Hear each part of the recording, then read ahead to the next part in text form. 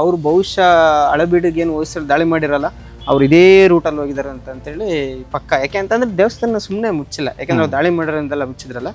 ಅಷ್ಟೇ ಅಲ್ಲದೆ ಈ ಒಂದು ಭಾಗದಲ್ಲಿ ಬಂದು ರಾಮಾಯಣದ ಒಂದು ಕಥಾ ಪ್ರಸಂಗವನ್ನು ಕೂಡ ಕೆತ್ತಿದ್ದಾರೆ. ಇಲ್ಲಿ ನೀವು ನೋಡ್ಬೋದು, ಈಗ ಇಲ್ಲಿ ವಾನರ ಸೇನೆ ಬಂದು ರಾಮನಿಗೆ ಒಂದು ಸಹಾಯ ಮಾಡ್ತಿರುವಂಥ ಒಂದು ಉಬ್ಬು ಶಿಲ್ಪಗಳನ್ನು ಕೂಡ ಸಾಕಷ್ಟು ಕೆತ್ತಿದ್ದಾರೆ.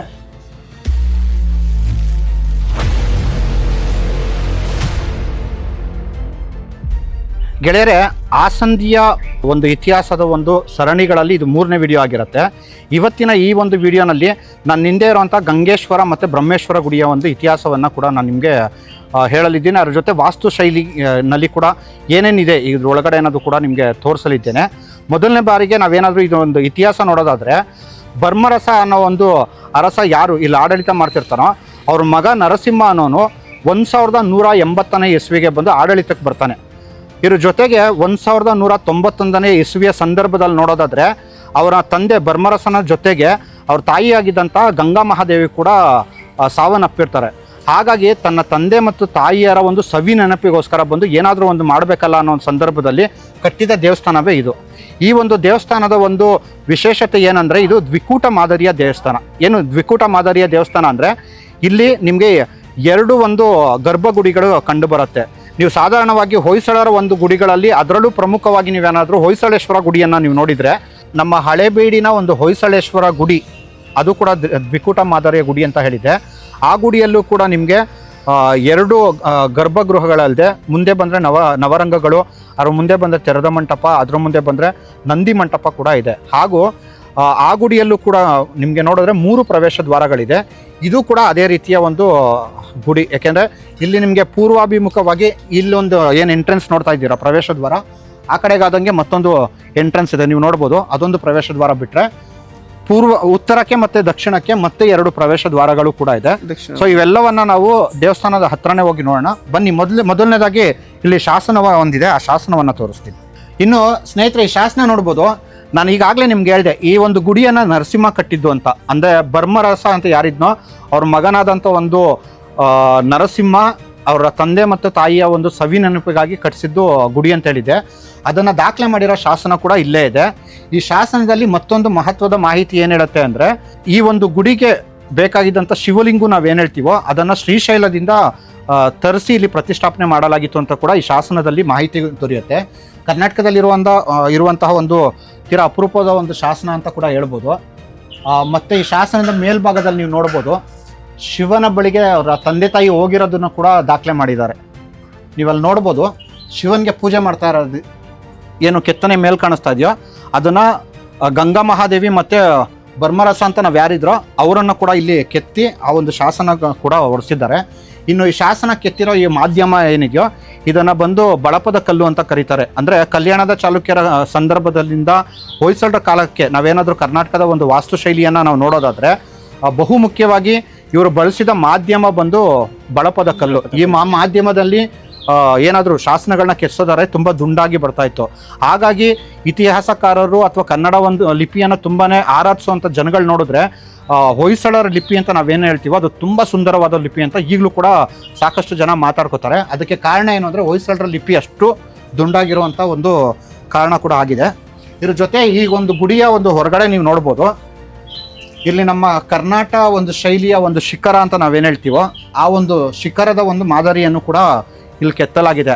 ಆದರೆ ದುರ್ದೈವ ಏನಂದರೆ, ಈ ಗುಡಿಯ ಮೇಲ್ಗಡೆಗೆ ಇರಬೇಕಾಗಿದ್ದಂಥ ಒಂದು ಶಿಖರ ಇವತ್ತಿಗೆ ಕಾಣೆಯಾಗಿದೆ. ಅಂದರೆ ಇವತ್ತಿಗೆ ಅದು ಕಾಲಾಂತರದಲ್ಲಿ ಅದು ಉರುಳೋಗಿರೋ ಒಂದು ಸಾಧ್ಯತೆಗಳಿದೆ. ಒಂದು 15 ವರ್ಷ ಹಿಂದೆ ಧರ್ಮಸ್ಥಳ ಇವರು ಸ್ವಲ್ಪ ಜೀರ್ಣೋದ್ಧಾರ ಮಾಡಿದ್ರು. ಯಾರು ಪುರಾತತ್ವ ಇಲಾಖೆಯವರು ಬೇರೆ ಕಾಂಟ್ರಾಕ್ಟ್ ಮಾಡಿದ್ರಲ್ಲ, ಇದೊಂಥರ ಜೀರ್ಣೋದ್ಧಾರ ಇದು ಮಾಡಿ ರಿನೋವೇಟ್ ಮಾಡಿ ಬಿಚ್ಚಿ ಇದು ಮಾಡಿದ್ರು. ಆ ಟೈಮಲ್ಲಿ ಅವರು ಧರ್ಮಸ್ಥಳದಾರಲ್ಲ, ಬೇರೆ ಇನ್ನೊಬ್ರು ವಹಿಸ್ಕೊಂಡಿದ್ರಲ್ಲ, ಅವರು ಬಿಚ್ಚಿದರು.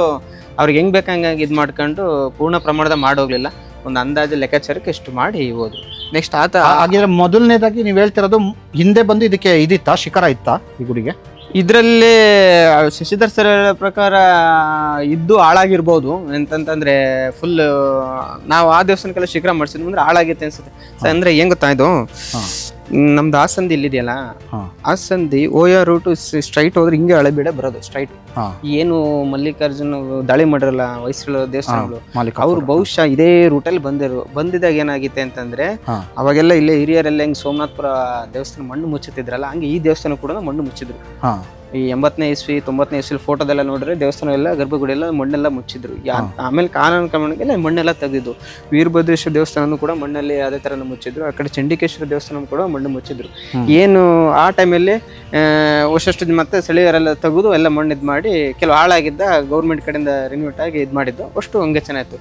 ಈಗ ನೀವು ನೋಡ್ರಿ ಗೂಗಲ್ ಮ್ಯಾಪ್ ಎಲ್ಲ ತೆಗೆದು ನೋಡ್ರಿ ನಮ್ಮೂರು ಸ್ಟ್ರೈಟ್ ಬಂದು ಸೀದಾ ಬಂದು ಹೊಯ್ಸಳ ದೇವಸ್ಥಾನ ಹಿಂಗೆ ಹಾಸಂದಿ ಸೀದಾ ಕೆರೆಸಂತೆ ಹೇಮಾವತಿ ಪಟ್ಟಣ ಅಂತಾರಲ್ಲ, ಹೇಮಾವತಿ ಪಟ್ಟಣ ಅಲ್ಲಿಂದ ಸೀದಾ ಜಾವಗುಲ್ ಹಳಬೀಡು ಒಂದೇ ರೂಟಲ್ಲಿ ಐತೆ. ಅವ್ರು ಬಹುಶಃ ಹಳಬೀಡಿಗೆ ಏನು ಹೊಯ್ಸಳ ದಾಳಿ ಮಾಡಿರಲ್ಲ, ಅವ್ರು ಇದೇ ರೂಟಲ್ಲಿ ಹೋಗಿದ್ದಾರೆ ಅಂತೇಳಿ ಪಕ್ಕ. ಯಾಕೆ ಅಂತಂದ್ರೆ ದೇವಸ್ಥಾನ ಸುಮ್ಮನೆ ಮುಚ್ಚಿಲ್ಲ, ಯಾಕಂದ್ರೆ ಅವ್ರು ದಾಳಿ ಮಾಡಿರೋಂತೆಲ್ಲ ಮುಚ್ಚಿದ್ರಲ್ಲ. ಇದು ಆ ಹಿನ್ನೆಲೆಯಿಂದ ಎಷ್ಟೋ ದೇವಸ್ಥಾನಗಳೆಲ್ಲ ಮುಚ್ಚಿದರೆ, ಇನ್ನೂ ಎಷ್ಟೆಷ್ಟೋ ಹಾಳಾಗಿ ಹೋಗಿದ್ದಾವೆ. ಹಾಗಾಗಿ ಇದು ಮಾಹಿತಿ. ಸೊ ಬಹುಮುಖ್ಯವಾದ ಮಾಹಿತಿಯನ್ನು ಹೇಳಿದ್ರು. ಏನಂದ್ರೆ ಅಲ್ಲಾವುದ್ದೀನ್ ಖಿಲ್ಜಿಯ ನಂತರ ಬಂದು ಏನು ತುಗ್ಲಕ್ ಡೈನಸ್ಟಿ ಅಂತ ಏನು ದೆಹಲಿನಲ್ಲಿ ಫಾರ್ಮ್ ಆಗುತ್ತೋ, ಅವರ ಒಂದು ದಂಡಾಧಿಕಾರಿಯಾದಂಥ ಮಲ್ಲಿಕ್ ಕಫೂರ್ ಅಂತ ಯಾರಿರ್ತಾನೋ, ಅವನು ಹೊಯ್ಸಳರ ಮೇಲೆ ದಾಳಿ ಮಾಡಬೇಕಂದಾಗ ಈ ಒಂದು ಮಾರ್ಗದಲ್ಲಿ ಬಂದಿದ್ರು ಅಂತ ಹೇಳ್ತಾರೆ. ಅದ್ರ ಜೊತೆಗೆ ಇನ್ನೂ ಒಂದು ಬಹುಮುಖ್ಯವಾಗಿ ಇವ್ರು ಹೇಳಿದ ವಿಷಯ ನಾವು ನೋಡೋದಾದ್ರೆ, ಹಿಂದೆ ಬಂದು ಈ ಒಂದು ಗುಡಿಗಳನ್ನು ಪ್ರೊಟೆಕ್ಟ್ ಮಾಡ್ಕೊಳ್ಳಬೇಕಾದ ಒಂದು ಸಂದರ್ಭದಲ್ಲಿ ಇಡೀ ಒಂದು ಗುಡಿಯನ್ನು ಬಂದು ಮಣ್ಣಿನಲ್ಲಿ ಮುಚ್ಚಿಬಿಡ್ತಾ ಇದ್ರಂತೆ. ಅಂದರೆ ದಾಳಿಕೋರರ ಒಂದು ದಾಳಿಗೆ ಒಳಗಾಗಬಾರ್ದು ಅಂತ. ಅದೇನು ಸೂಚಿಸ್ತಾ ಇದೆ ಅಂದರೆ, ಇಂದಿನ ಒಂದು ನಮ್ಮ ಕನ್ನಡಿಗರು ಆ ಒಂದು ತಾವು ಮಾಡಿದಂಥ ಒಂದು ಗುಡಿಗೋಪುರಗಳನ್ನು ಯಾವ ರೀತಿ ಪ್ರೊಟೆಕ್ಟ್ ಮಾಡ್ಕೊಳ್ಳೋದಕ್ಕೆ ಅಂತ ಎಷ್ಟು ಶ್ರಮ ವಹಿಸಿದ್ದಾರೆ ಅನ್ನೋದು ಕೂಡ ನಮಗಿಲ್ಲಿ ಕಂಡು ಬರುತ್ತೆ. ಇವತ್ತಿನ ಒಂದು ಯುವ ಜನತೆಗೆ ನನ್ನ ಒಂದು ಕೋರಿಕೆ ಏನಂದರೆ, ನಿಮ್ಮ ಹಿರಿಯರಿಂದ ನೀವು ಕಲಿಬೇಕಾಗಿರೋದು ಸಾಕಷ್ಟಿದೆ. ಹಿಂದೆ ನೋಡಿ ಎಂತೆಂಥ ಗುಡಿಗಳ ನಿರ್ಮಾಣ ಮಾಡಿದ್ರು, ಅಥವಾ ಅದಕ್ಕೊಂದು ಕೆಟ್ಟ ಪರಿಸ್ಥಿತಿಗಳು ಬಂದಾಗ ಇಡೀ ಊರೇ ನಿಂತು ಅದನ್ನು ಉಳಿಸ್ಕೊಳ್ಳೋದಕ್ಕೆ ಅಂತ ಪ್ರಯತ್ನ ಮಾಡಿದ್ದಾರೆ. ಇವತ್ತಿನ ಒಂದು ಗಳಿಗೆ ನಾನು ನೋಡಿದ್ರೆ ಎಷ್ಟೋ ಸ್ಮಾರಕಗಳ ಮೇಲೆ ಹೋಗ್ಬಿಟ್ಟು ಯಾವುದೋ ಹುಡುಗಿ ಹೆಸರು ಬರೆಯೋದು, ಅಥವಾ ಕಿತ್ತಾಕೋದು, ಅಥವಾ ಬಣ್ಣ ಬಳಿಯೋದು, ಅಥವಾ ಇರೋಂಥದ್ದನ್ನೆಲ್ಲ ಕಿತ್ತಾಕೋದು, ಈ ಥರ ಎಲ್ಲ ಸಾಕಷ್ಟು ಕೆಲಸಗಳು ಕೂಡ ಇವತ್ತಿನ ಒಂದು ಕೆಲವು ಯುವಕರುಗಳು ಮಾಡ್ತಿದ್ದಾರೆ. ಹಾಗಾಗಿ ನನ್ನ ಒಂದು ವಿನಂತಿ, ದಯವಿಟ್ಟು ಆ ಥರ ಯಾರು ಕೆಲಸಗಳು ಮಾಡ್ತಿದ್ರೆ ಅದು ನೀವು ನಿಮ್ಮ ಹಿರಿಯರಿಗೆ ಬಗೆತಿರೋಂಥ ದ್ರೋಹ ಅನ್ನೋದನ್ನು ನೀವಾಗೆ ತಿಳ್ಕೊಂಡು ದಯವಿಟ್ಟು ನಿಲ್ಲಿಸಿ ಅಂತ ಹೇಳ್ತೀನಿ. ಬನ್ನಿ ಮುಂದೆ ಹೋಗ್ಬಿಟ್ಟು ಈ ದೇವಸ್ಥಾನದಲ್ಲಿ ಮತ್ತೆ ಇನ್ನೇನಿದೆ ಅಂತ ನೋಡೋಣ. ಕನ್ನಡ ನಾಡು ನುಡಿ, ಕನ್ನಡಿಗರ ಭವ್ಯ ಇತಿಹಾಸ, ಸಂಸ್ಕೃತಿ, ವಾಸ್ತುಶೈಲಿ ಮುಂತಾದ ವಿಷಯಗಳನ್ನು ವಿಡಿಯೋಗಳ ಮೂಲಕ ದಾಖಲಿಸುವ ನಮ್ಮ ಪ್ರಯತ್ನಕ್ಕೆ ನೆರವಾಗಿ. ಇನ್ನು ಈ ಒಂದು ಗುಡಿಯ ರಂಗಮಂಟಪದ ತೊಲೆಯ ಮೇಲೆ ಇರೋ ಶಾಸನವನ್ನು ನೀವು ಇಲ್ಲಿ ನೋಡ್ಬೋದು. ಈ ಶಾಸನ ಬಂದು ಬಹುಮುಖ್ಯವಾದ ಶಾಸನ. ಯಾಕೆಂದರೆ ಈ ಶಾಸನ ಈ ರೀತಿ ಹೇಳುತ್ತೆ, ಏನಂದರೆ, ಮರಳು ಮಾರ್ಕಂಡ ದೇವನು ಬೇಳುಗೌಡ, ರಂಚೇಗೌಡ, ಕಡಬೇಗೌಡ, ಹೂಲಿಗೌಡ, ರಂಗೇಗೌಡ, ಕಲ್ಲಗೌಡ, ರಾಮಗೌಡ, ಹೊನ್ನಗೌಡ, ಹೀಗೆ ಸಾಕಷ್ಟು ಜನರುಗಳ ಹೆಸರನ್ನು ಹೇಳ್ತಾ ಇಲ್ಲಿ ಹಾಸಂದಿಯ ಗಂಗೇಶ್ವರ, ಬ್ರಹ್ಮೇಶ್ವರ, ವೇದೇಶ್ವರ, ನಕರೇಶ್ವರ, ವೀರಬ್ರಹ್ಮೇಶ್ವರ, ದೇಕೇಶ್ವರ, ಬಲ್ಲೇಶ್ವರ, ಮಾಚೇಶ್ವರ, ಜಗತೇಶ್ವರ, ಜಾದೇಶ್ವರ, ಮಾರೇಶ್ವರ, ಒಳಗಣ ಬಲ್ಲೇಶ್ವರ, ಕೋಟೆಹಾಳದ ಸೂರ್ಯದೇವರು ಮುಂತಾದ ಹಲವು ಶೈವ ದೇವಾಲಯಗಳಿಗೆ ನಿತ್ಯ ನೈವೇದ್ಯ ನಂದಾದೀಪದ ವ್ಯವಸ್ಥೆಗಾಗಿ ಸುಂಕದಿಂದ ಬರುವ ಹಣವನ್ನು ಈ ದೇವಾಲಯದ ಉಸ್ತುವಾರಿಗೆ ಹೊತ್ತ ಕಾಳಮುಖ ಯತಿಗಳಿಗಾಗಿ ಕೊಟ್ಟ ಅಪರೂಪವಾದ ಶಾಸನ ಇದು. ಮತ್ತು ಇಲ್ಲಿ ಗಮನಿಸಬೇಕಾಗಿರುವಂಥ ಮತ್ತೊಂದು ವಿಷಯ ಏನಂದರೆ, ಇಲ್ಲಿ ಈಗಾಗಲೇ ನಾನು ಸಾಕಷ್ಟು ಗುಡಿಗಳ ಬಗ್ಗೆ ಹೇಳಿದೆ. ಅಂದರೆ ಗಂಗೇಶ್ವರ, ಬ್ರಹ್ಮೇಶ್ವರ, ವೇದೇಶ್ವರ, ನಕರೇಶ್ವರ, ಹೀಗೆ ಹಿಂದೆ ಇಷ್ಟೊಂದು ಗುಡಿಗಳು ಈ ಭಾಗದಲ್ಲಿ ಇದ್ದದ್ದು ಕೂಡ ಈ ಒಂದು ಶಾಸನದಲ್ಲಿ ದಾಖಲೆ ಆಗಿದೆ. ಆದರೆ ಇವತ್ತಿಗೆ ಇವುಗಳಲ್ಲಿ ಉಳ್ಕೊಂಡಿರೋದು ಕೆಲವೇ ಕೆಲವು. ನೋಡಿ, ಇದನ್ನು ನವರಂಗ ಅಂತ ಕರೀತಾರೆ. ಈ ನವರಂಗದ ಒಂದು ವಿಶೇಷತೆ ಏನಂದರೆ, ನೋಡಿ ಇಲ್ಲಿ ಹೊಯ್ಸಳರ ಕಾಲದಲ್ಲಿ ಏನು ಅಭಿವೃದ್ಧಿಗೊಂಡಿದ್ದಂಥ ಈ ಕಂಬಗಳೇನಿದೆ, ಈ ನವರಂಗದಲ್ಲಿ ಟೋಟಲ್ಲು 16 ಕಂಬಗಳಿದೆ. ಈ ಥರ ಈ 16 ಕಂಬಗಳು. ಮತ್ತು ಇದ್ರ ಜೊತೆಗೆ ನೀವು ಇಲ್ಲಿ ನೋಡಿದ್ರೆ, ನೀವು ಇದನ್ನು ಕಕ್ಷಾಸನ ಅಂತ ಕರೀತಾರೆ. ಅಂದರೆ ಹಿಂದೆ ಬಂದು ಈ ಸ್ಥಳದಲ್ಲಿ ರೆಸ್ಟ್ ಮಾಡೋವಂಥವ್ರು ಏನಾದ್ರು ಇದ್ದರೆ ಈ ಸ್ಥಳದಲ್ಲಿ ಬಂದು ಕುತ್ಕೋಬೋದಾಗಿತ್ತು. ಹೀಗೆ ರೆಸ್ಟ್ ಮಾಡೋವಂಥ ರೆಸ್ಟಿಂಗ್ ಪ್ಲೇಸಸ್ಗಳಲ್ಲಿ ಹಾಕಿರುವಂಥ ಈ ಕಂಬಗಳು, ಹೀಗೆ ಒಟ್ಟಾರೆ 24 ಕಂಬಗಳನ್ನು ಕೂಡ ಇಲ್ಲಿ ಜೋಡಿಸಲಾಗಿದೆ. ಇನ್ನು ಈ ಗುಡಿನಲ್ಲಿ ಈಗಾಗಲೇ ಹೇಳ್ದಂಗೆ ಗಂಗೇಶ್ವರ ಮತ್ತು ಬ್ರಹ್ಮೇಶ್ವರ ಅನ್ನುವಂಥ ಎರಡು ಇದ್ದಿದ್ರು ಕೂಡ ಇವತ್ತಿಗೆ ಗಂಗೇಶ್ವರ ಮಾತ್ರ, ಅಂದರೆ ಗಂಗೇಶ್ವರನ ಗರ್ಭಗುಡಿನಲ್ಲಿ ಮಾತ್ರ ಶಿವಲಿಂಗು ಇವತ್ತಿಗೂ ಉಳ್ಕೊಂಡಿದೆ. ಬ್ರಹ್ಮೇಶ್ವರದ ಒಂದು ಶಿವಲಿಂಗು ಇವತ್ತಿಗಿಲ್ಲ. ಅದಕ್ಕೆ ಕಾರಣ, ಕಾಲಾಂತರದಲ್ಲಿ ಯಾರಾದರೂ ಆ ಒಂದು ಲಿಂಗವನ್ನು ಹೊರಗಡೆ ಎತ್ತೊಯ್ದಿರೋ ಸಾಧ್ಯತೆಗಳೂ ಇರಬಹುದು. ಮತ್ತು ಈ ಒಂದು ಸ್ಥಳದಲ್ಲಿ ಈಗಲೂ ಕೂಡ ಪೂಜೆ ಕೂಡ ಆಗತ್ತೆ ಅಂತ ನಮ್ಮ ಗೆಳೆಯರಾದ ಮಧುಸೂದನ್ ಅವರು ಕೂಡ ಹೇಳಿದ್ರು. ಇಲ್ಲಿ ನವರಂಗದ ಮೇಲಿರುವಂತಹ ಒಂದು ಭುವನೇಶ್ವರಿಯನ್ನು ನೋಡೋದಾದರೆ ಇದು ತುಂಬ ಒಂದು ವಿಶಿಷ್ಟವಾದ ಭುವನೇಶ್ವರಿ. ಇದಕ್ಕೆ ಕಾರಣ ಏನಂದರೆ, ನೀವು ಅಷ್ಟದಿಕ್ಪಾಲಕರನ್ನು ನೋಡಿರ್ತೀರಿ. ವೈದಿಕ ಧರ್ಮದಲ್ಲಿ ನಾವು ನೋಡೋದಾದರೆ ಅಷ್ಟದಿಕ್ಪಾಲಕರನ್ನು ನೋಡಿರ್ತೀವಿ. ಈ ಒಂದು ಭುವನೇಶ್ವರಿಯಲ್ಲಿ ಅಷ್ಟದಿಕ್ಪಾಲಕರ ಒಂದು ರಚನೆ ಇರೋ ಜೊತೆಗೆ ಬಂದು ಇಲ್ಲಿ ನೀವು ನೋಡಿದ್ರೆ ನೀವು ನಟರಾಜನ ಒಂದು ಉಬ್ಬು ಶಿಲ್ಪವನ್ನು ಕೂಡ ಕೆತ್ತಿದ್ದಾರೆ. ಅಷ್ಟೇ ಅಲ್ಲದೆ ಈ ಒಂದು ಭಾಗದಲ್ಲಿ ಬಂದು ರಾಮಾಯಣದ ಒಂದು ಕಥಾ ಪ್ರಸಂಗವನ್ನು ಕೂಡ ಕೆತ್ತಿದ್ದಾರೆ. ಇಲ್ಲಿ ನೀವು ನೋಡ್ಬೋದು, ಈಗ ಇಲ್ಲಿ ವಾನರ ಸೇನೆ ಬಂದು ರಾಮನಿಗೆ ಒಂದು ಸಹಾಯ ಮಾಡ್ತಿರುವಂಥ ಒಂದು ಉಬ್ಬು ಶಿಲ್ಪಗಳನ್ನು ಕೂಡ ಸಾಕಷ್ಟು ಕೆತ್ತಿದ್ದಾರೆ. ಸೊ ಇದೆಲ್ಲ ರಾಮಾಯಣದ ಒಂದು ಉಬ್ಬು ಶಿಲ್ಪಗಳಾದರೆ, ಹಾಗೂ ಸಾಕಷ್ಟು ಪೌರಾಣಿಕ ಒಂದು ಕಥಾನಕಗಳನ್ನು ಕೆತ್ತೋರ ಜೊತೆಗೆ ಇಲ್ಲಿ ನಿಮಗೆ ವಾದ್ಯವೃಂದ ಮತ್ತು ನಾಟ್ಯಗಳನ್ನು ಮಾಡ್ತಿರೋವಂಥ ವಿವಿಧ ಭಂಗಿಗಳು ಇವುಗಳ ಕೂಡ ರಚನೆ ಕೂಡ ಇದೆ. ಸೊ ಇದು ನೋಡಿಕೊಂಡು ನಾವು ಮುಂದೆ ಬಂದರೆ ಈ ಒಂದು ಕಂಬದ ಒಂದು ಸಾಲುಗಳನ್ನು ನೋಡ್ಬೋದು. ತುಂಬ ಒಂದು ಅಪೂರ್ವವಾದ ಗುಡಿ. ಸ್ನೇಹಿತರೆ, ಈ ಒಂದು ಭುವನೇಶ್ವರಿಯನ್ನು ನೀವು ನೋಡೋದಾದರೆ ನೀವು ಈ ಜಾಗ ನೋಡ್ಬೋದು, ಇದನ್ನು ಅಷ್ಟದಿಕ್ಪಾಲಕರು ಅಂತ ಹೇಳ್ತಾರೆ. ಸೊ ಈ ಒಂದು ಗುಡಿನಲ್ಲಿ ಒಟ್ಟಾರೆ ಬಂದು 8 ಅಷ್ಟದಿಕ್ಪಾಲಕರ ಒಂದು ಉಬ್ಬು ಶಿಲ್ಪದ ಜೊತೆಗೆ ನೀವು ಈ ಭಾಗದಲ್ಲಿ ನೋಡಿದ್ರೆ ನೀವು ಇಲ್ಲಿ ನಿಮಗೆ ಸಮುದ್ರ ಮಂಥನ ಮಾಡ್ತಿರುವಂತಹ ಒಂದು ಉಬ್ಬು ಶಿಲ್ಪ ಕೂಡ ನಿಮ್ಗೆ ಕಂಡು ಬರುತ್ತೆ. ಸೊ ಇದ್ರ ಆಚೆಗೆ ನೀವೇನಾದರೂ ಈ ಗುಡಿಯ ಮೇಲ್ಛಾವಣಿಯನ್ನು ನೋಡಿದ್ರೆ ನಟರಾಜನ ಒಂದು ಉಬ್ಬು ಶಿಲ್ಪ ಕೂಡ ಇದೆ. ಸೊ ತುಂಬ ಒಂದು ಸೂಕ್ಷ್ಮವಾಗಿ ಕೆತ್ತಿರುವಂಥ ಒಂದು ಉಬ್ಬು ಶಿಲ್ಪ.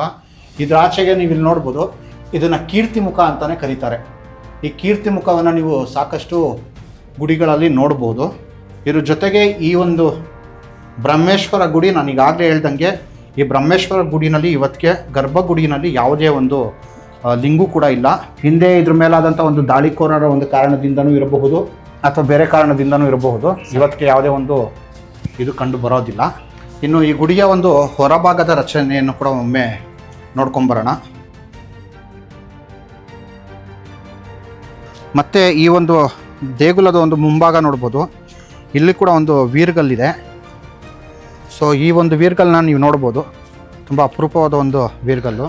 ಇದ್ರ ಜೊತೆ ಈ ಒಂದು ಗುಡಿಯನ್ನು ಒಂದ್ಸಲಿ ಸುತ್ತಾಕೊಂಬರೋಣ ಬನ್ನಿ.